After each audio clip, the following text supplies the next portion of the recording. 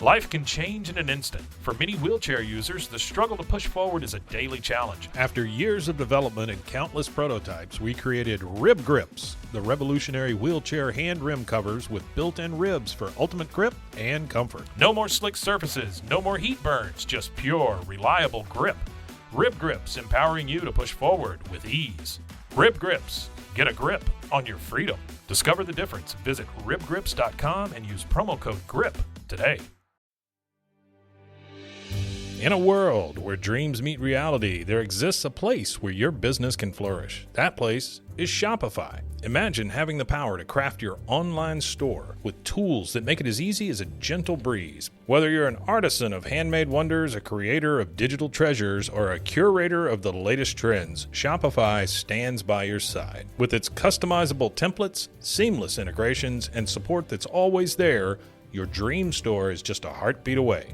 Join millions of visionaries around the globe and let Shopify guide you on your journey. Visit roguemedianetwork.com/Shopify. That's roguemedianetwork.com/SHOPIFY. And embark on your free trial. Shopify, where your commerce dreams come to life.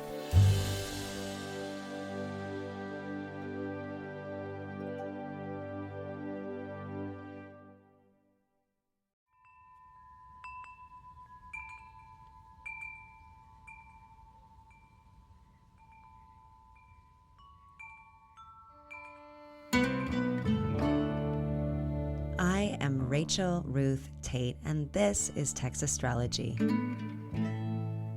Hello, you lovely, gentle people. I am Rachel Ruth, your Text Astrologer in Chief, entering your ears from the Rogue Media Network studios in Waco Town.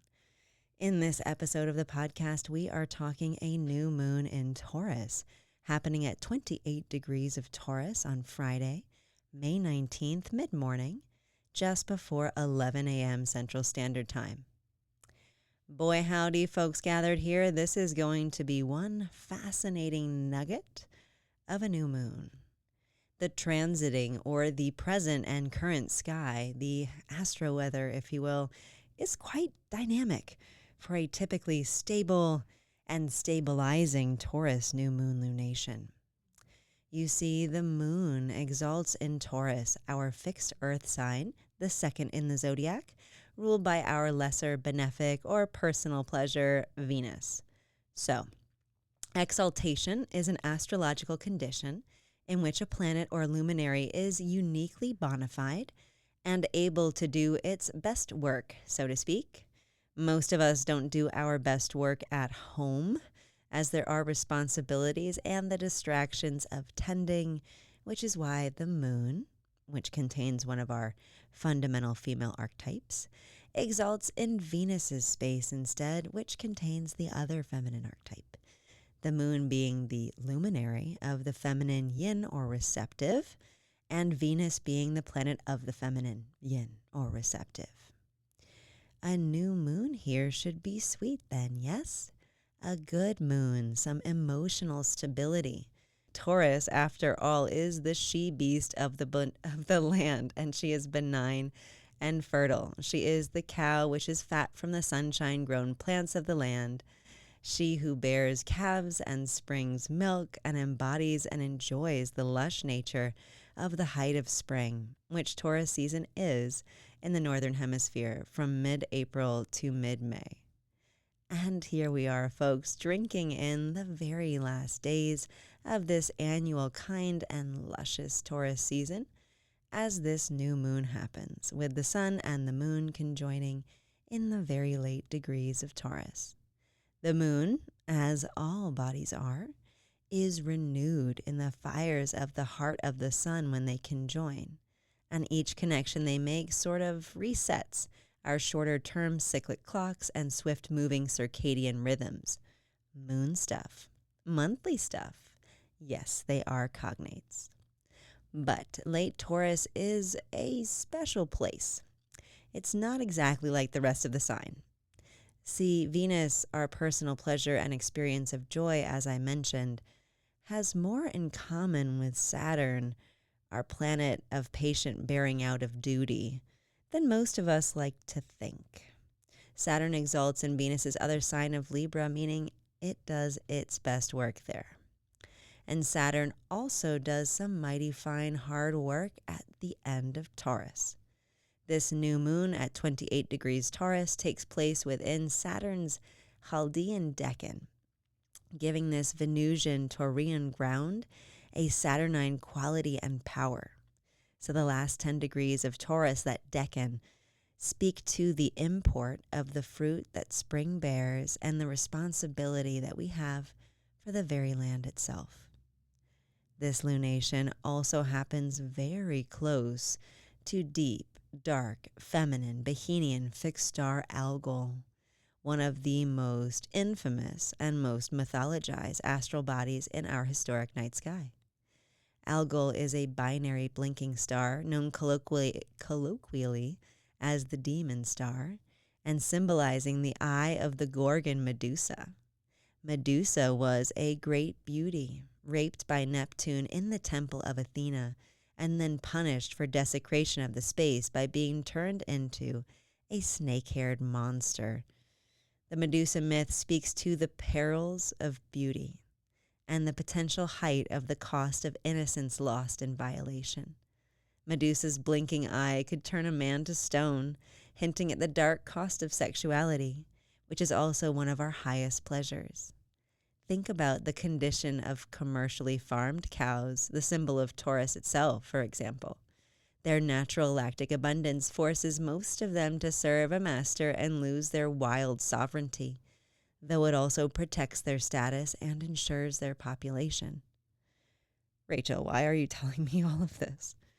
Because the moon here is telling you the same thing. The moon is a mirror, and the new moon can be a dark mirror we use to see the cause of the cycles that we engage with, the received epiphany that isn't easy to integrate, but whose truth and essence will ultimately stabilize and nourish the body and soul.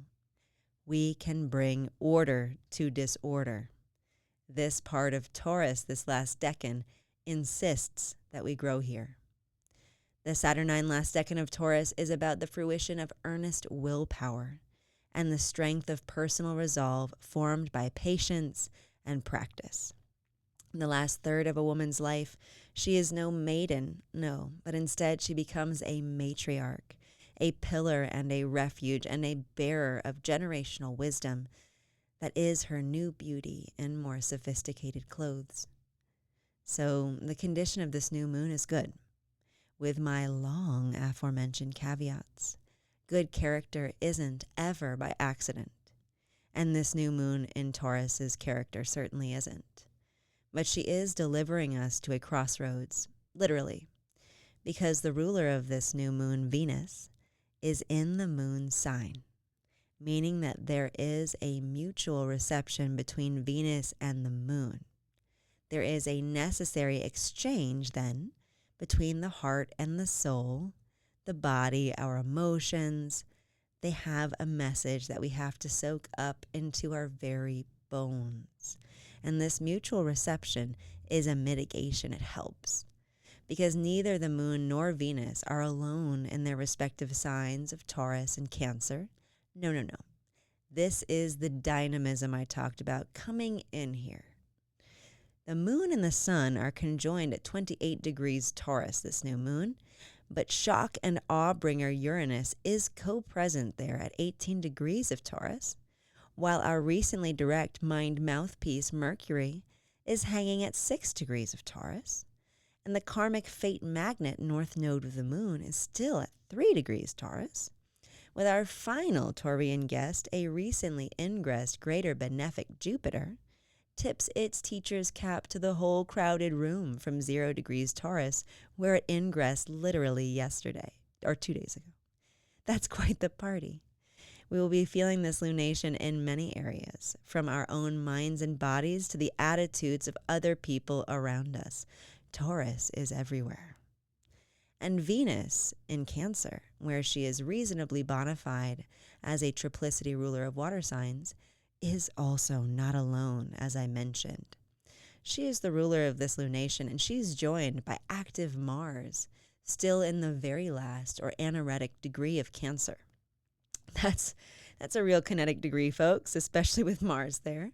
And our doings at this time may feel like they're at some sort of boiling point. Things will feel ready to bubble over or take off, especially because that fallen Mars at 29 degrees Cancer is squaring that new Jupiter in Taurus at 0 degrees. Dynamic tension, see? And that's not all, folks. No. Power player, dark figure, kingmaker Pluto is opposing Mars and squaring Jupiter from 0 degrees Aquarius, where it is retrograding. Throw in the lunar nodes at 3 degrees Taurus and Scorpio, and you've got one heck of a grand cross in the sky. It's not on the new moon, no, not really even close, but it is out there and readily felt and sensed in the same signs and thus in the same spaces of life.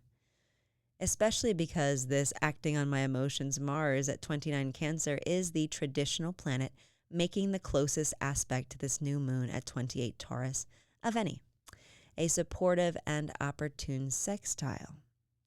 This is our key to flow, not force, this 60-degree sextile. To be patient, to be strong, to care and keep, to choose wisely. There is only one place to balance in the middle of a grand cross.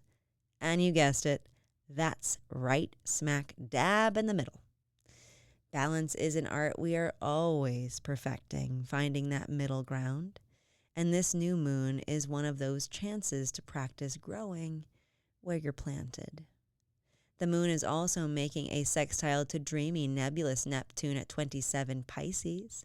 Neptune is not a traditional planet, no, but this transpersonal awareness expander is definitely fogging up the mirror here, though perhaps presenting us the opportunity to become conscious of things we hadn't noticed or sensed before, another 60-degree sextile. It feels like there might be a nice aha moment, some aesthetic innovation or general bringing of attention to something in the life in a new or delightful way. Make sure, though, to be clear on the difference between fantasy and reality. Some inspiration isn't meant to be taken as literally as it is. Dreams and visions are highly symbolic, right? Often. Remember that. So what should you take from this?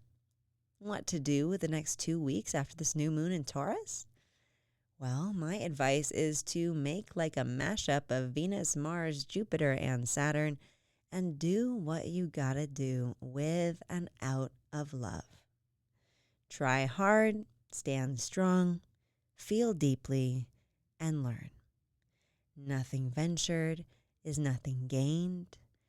And the Venus and Mars in Cancer give us the desired cardinality of progress in a direction, even if that is initially more internal or personal. We should start as we mean to continue. Because all that Taurus is fixed earth. Fixed earth doesn't move much or fast, but a plant can grow deep roots and expand through trunk, vine, and branch. Where a seed falls has nothing to do with fairness or effort. How much sunshine it gets isn't about equity or justice or merit. But we, all the Taurian seeds, can only grow here. Wherever here is, where we're planted. It might take a long time, but in the end, there is much to be gained by the deepening of virtue and personal character in the process. That is what this new moon whispers with its darkness. As Joseph Campbell says, the cave you fear to enter holds the treasure that you seek. And this is a challenge. This crossroads of fate that our exalted new moon in Taurus portends, it's exactly where we need to be. So for your personal pleasure, like enlightened Taurus is, here are the new moon horoscopes for each sign individually. They're going to be mantra style, as the Buddha was a Taurus, so use these anytime you're needing to center. And I use rising signs for my horoscopes as the ascendant sign is associated with the self, but your sun or moon sign works alrighty-o. So, this new moon in Taurus lunation for all 12 signs. Aries, I choose abundance. Taurus, I choose growth. Gemini, I choose resilience. Cancer, I choose hope. Leo, I choose success. Virgo, I choose faith. Libra, I choose synergy. Scorpio, I choose kinship. Sagittarius, I choose well-being. Capricorn, I choose joy. Aquarius, I choose integrity. Pisces, I choose connection. Let those horoscopes get comfortable within you as Taurus would, while we take a short break for a word from our sponsors.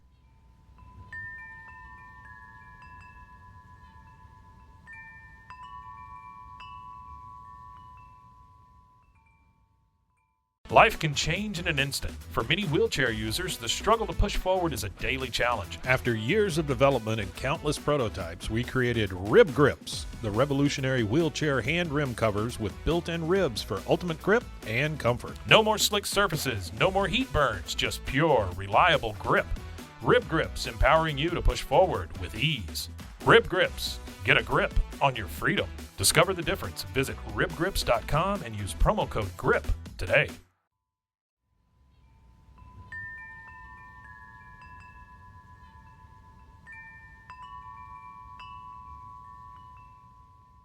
And here we are with even more text astrology. It's time to talk current transits or cosmic weather. And here are our top 3 stories this lunar cycle. First, Mars enters Leo on Saturday, May 20th at 10:24 a.m. Central Standard Time. Leo being our fixed fire sign ruled by the sun, where Mars will stay for about 6 weeks until it exits on July 10th. Leo is the 5th sign in the zodiac, and it's represented symbolically by the lion. So let's get symbolic, actually, and talk for just a second about the essential meaning of the number 5. 5 is uniquely human. We have 5 fingers on each hand, 5 toes on each foot, and 5 is a prime number. It can't be expressed as a product of anything other than one and itself. And it is the same with the essential energy of human being, of the sun, yes? We cannot be expressed as a product of anything besides our natural selves and our conjunction with the unity, that life-giving force of all things, solar, soul. And in terms of our systems of measurement and currency, how we understand the world, they're generally base 10. The number 5 is an essential element or a fundamental building block of every one of those systems. 10 can only be expressed as a product of itself and 1, or the number 2 and 5. Is it any coincidence that our systems of exchange, me and you exchanging, doing business, leans heavily on 5? It's those distal digits again, fingers and toes, original calculators of barter and quantifying of truth. 5 is one of the Fibonacci numbers. It helps us learn the Pythagorean theorem so we can further measure distances unknown to use. You get it. And I'm going into this because I believe that the elemental meaning of 5 helps speak to the action of Mars in the 5th sign and the essential sign of human kingship and the solar authority of existing as a sovereign, individually conscious being. And to help us understand why Mars has little either essential dignity or debility in Leo, it's pretty neutral. So Mars isn't really helped or hurt here in the sun's own fixed fire sign. And this is because we as humans are our own actors with Mars in Leo. We act and make real the fundamental aspects of our solar personalities while Mars is in Leo. Being yourself isn't an act. It just is.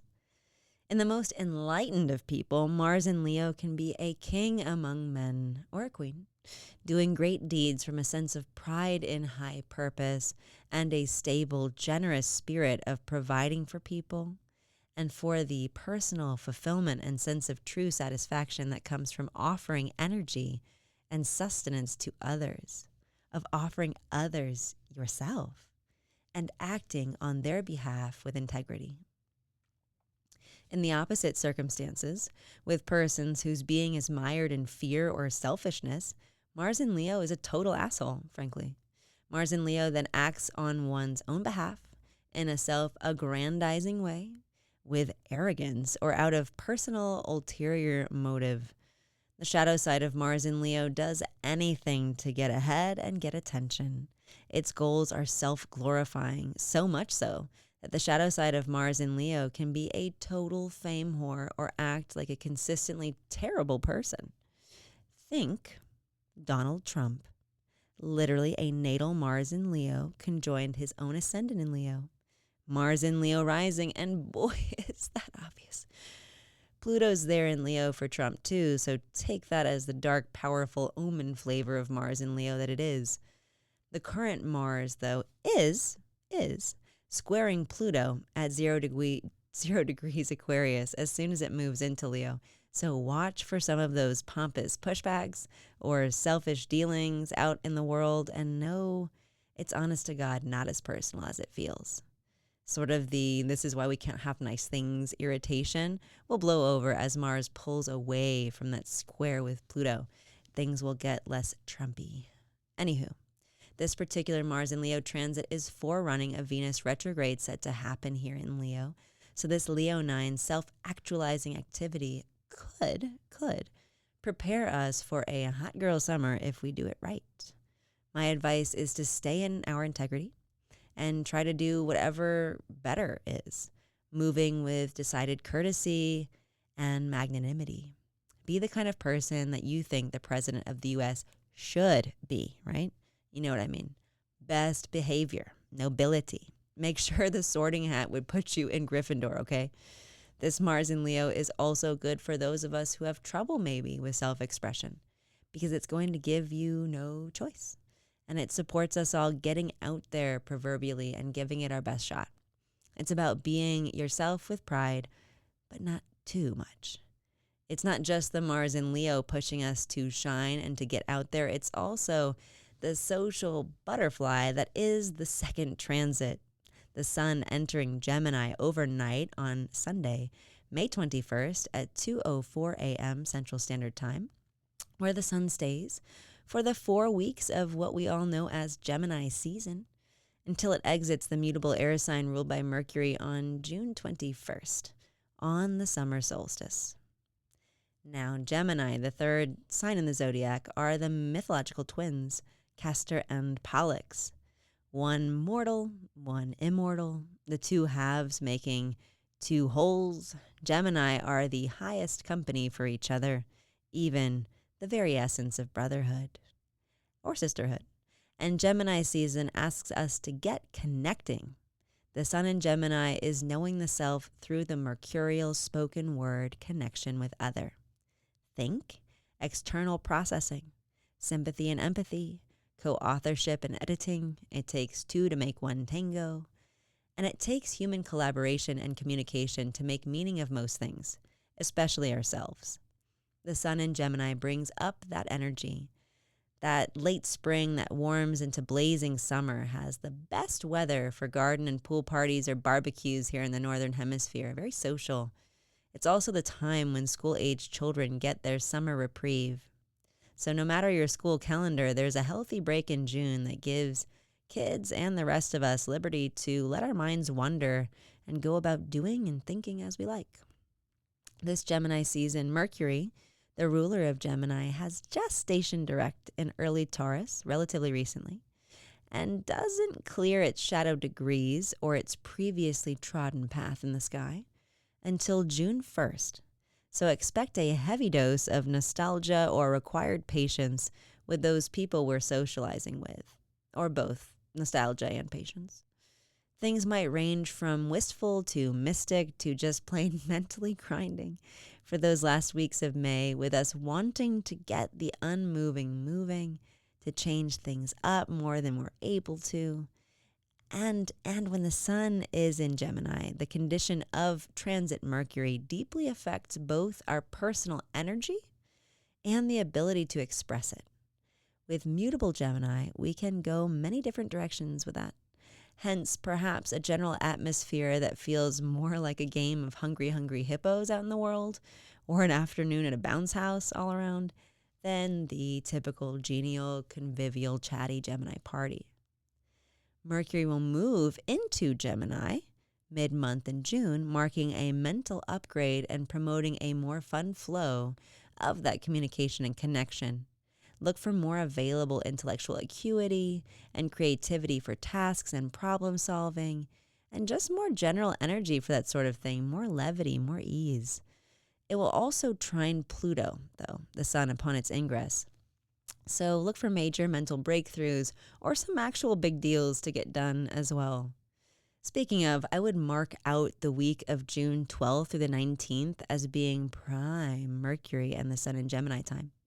Great for personal writing, intimate talking, starting a business, signing contracts, moving forward on negotiations, completing transactions. You get it.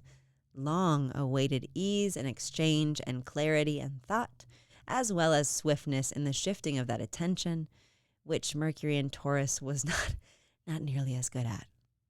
But the Taurus story is far from over.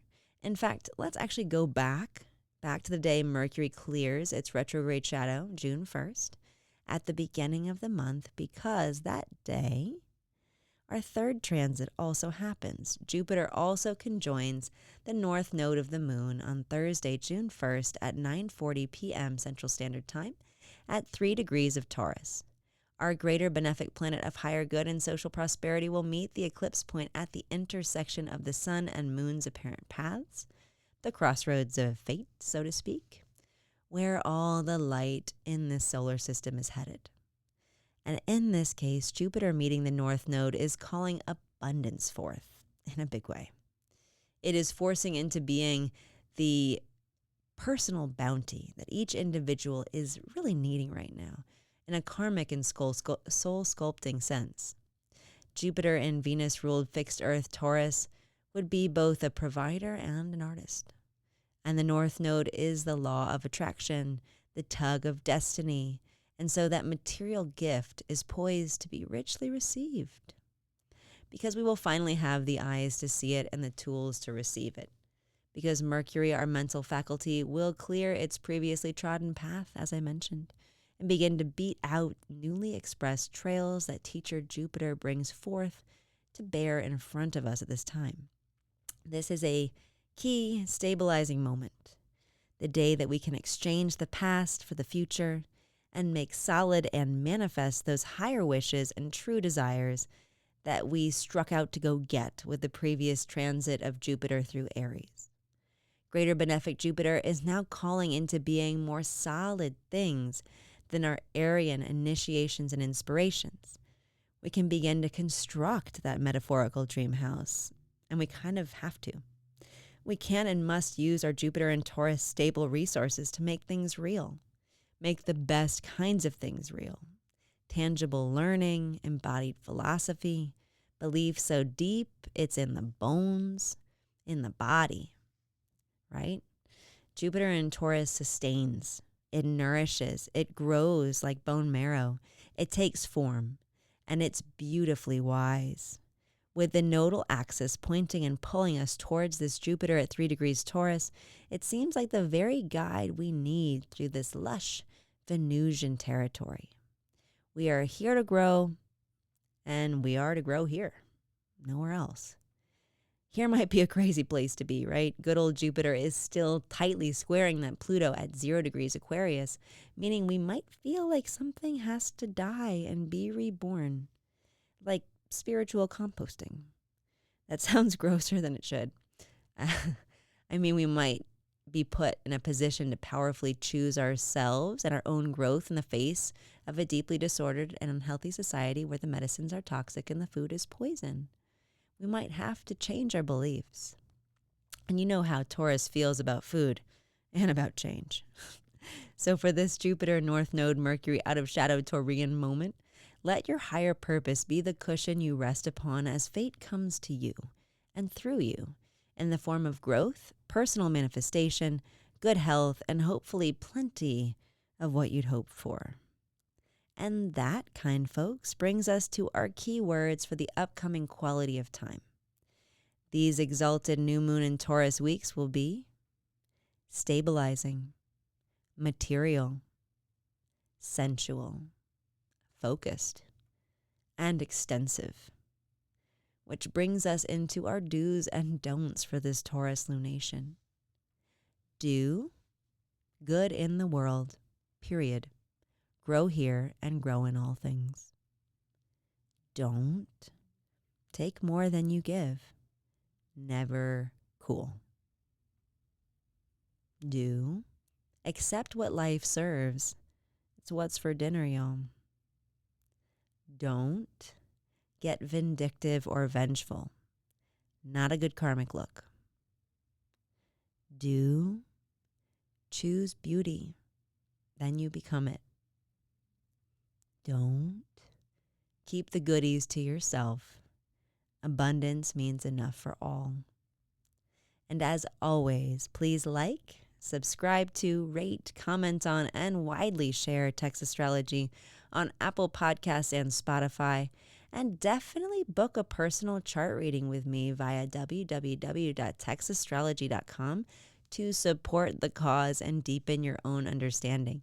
Use the code I love you, no spaces, for $100 off, my dear friends. Remember that code, I love you. And with that ultimate reminder, we have the end of this new moon in Taurus edition of the podcast. Until next time.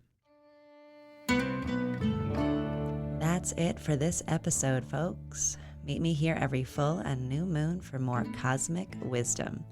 For now, you can find me on Instagram at Rachel Ruth Tate and at Text Astrology, or between the pages of my book, Meditations on Being, available on Amazon and wherever else you purchase books.